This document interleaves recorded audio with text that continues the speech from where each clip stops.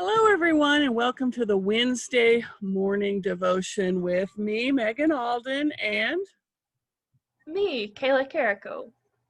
I am the Director of Children and Family Ministries, and Kayla is? The Director of Youth Ministries. So we have been, if you've tuned in with us, we've been doing the Wednesday morning devotions for a few weeks now, and we will continue to do so. And we've been working on some reflections by Henry Nouwen.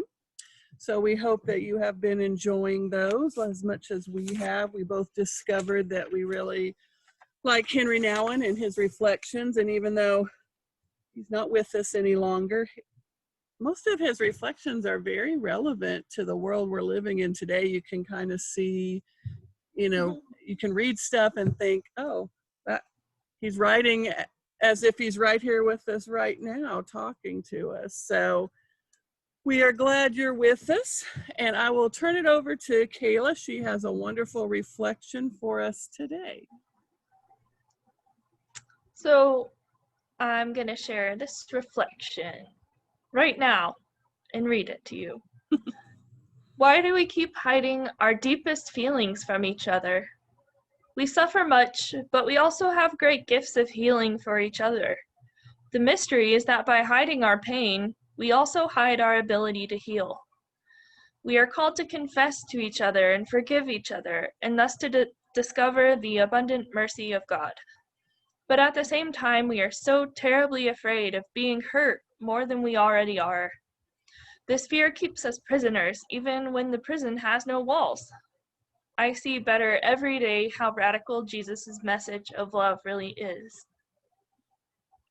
Well, thank you. Now, Kayla, I know this spoke to you, so can you tell us what about it kind of talked to your heart today?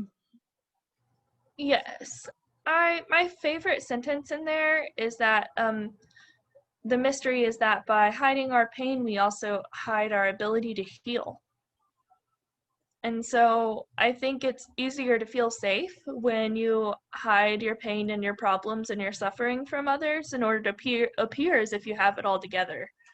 But then when you can't share your pain, you can't heal either, because other people sharing that with you is what helps you heal a lot of the time.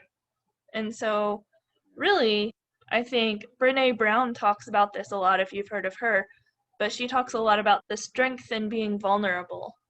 Yes. Instead of walling yourself off from the world and kind of shielding yourself, you just become big and squishy and soft and vulnerable.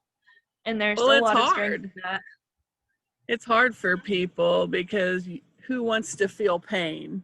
It's hard to kind of go through that. But the nice thing is, your friends and family can help you through that.